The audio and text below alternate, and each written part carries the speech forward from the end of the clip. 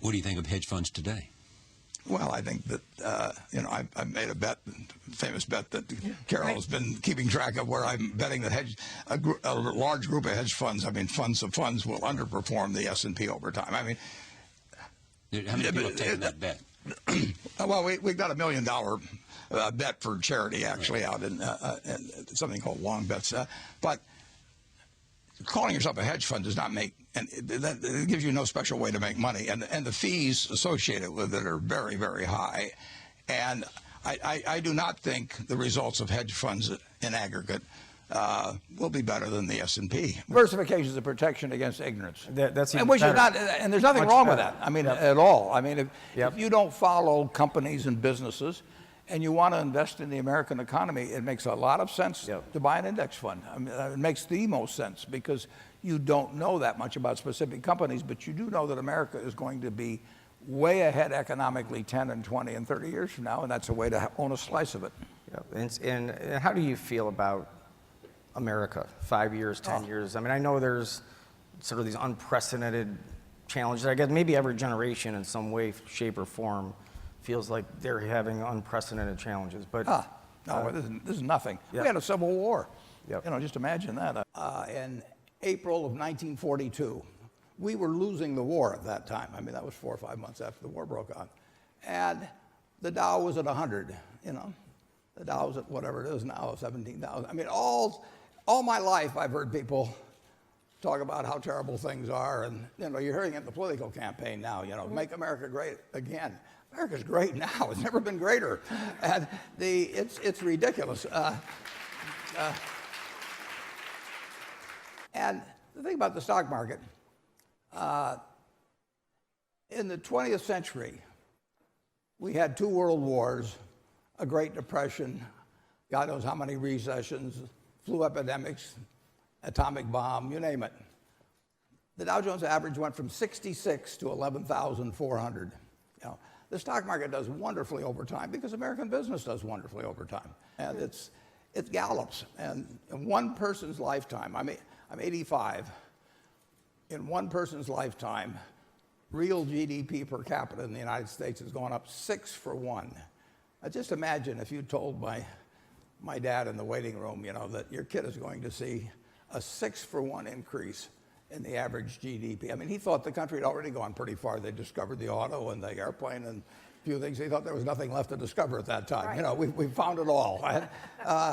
And that's the way people always seem to feel.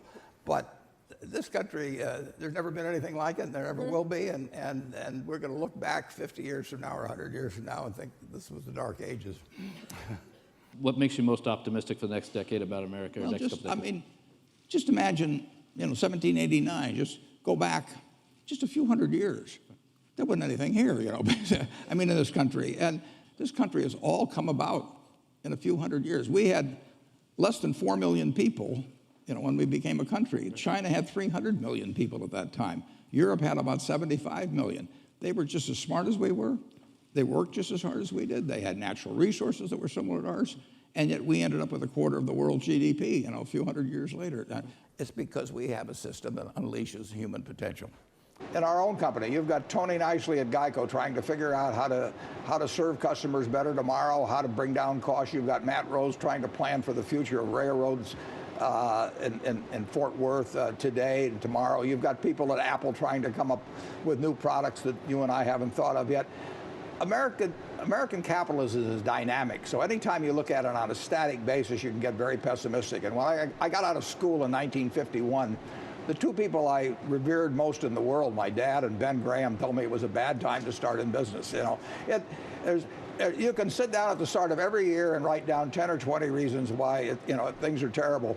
But the truth is this economy works wonderfully. It's working wonderfully now. It isn't working for everybody at this moment, and it's coming back from a terrible shock that it received in the fall of 2008. But look how far it's come back, and it continues to come back every day. It's been doing it now since the fall of 2009. So it is a terrible mistake to get pessimistic on America. It has not worked since 1776, and it's not going to start working now. And let me point out one other thing. We talk about 2% a year gains now, and everybody says that's terrible, and it's not our potential and everything. the population is probably going to grow at a little less than 1% a year. So if you have 2% real gains, that means in a generation, in 20 years, you will have greater than a 20% per capita gain in real GDP. Now, real GDP is about $54,000 per person in the United States. If you get a 20% real gain per capita, that's $10,000 per person more per capita income in the United States in one generation. That's fantastic. I mean, it may not be as good as we did in some of the decades after World War II, but if you go back in history, centuries went by without getting anything like that.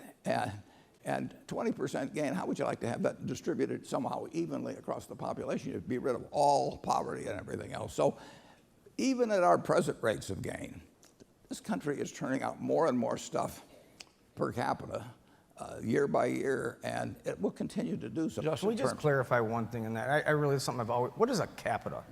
And People say per capita, is that per household, per person? No, it's per person, per person. How come they don't say per person? They just say capita. Is that a business school? Where I've always, no, I'm serious.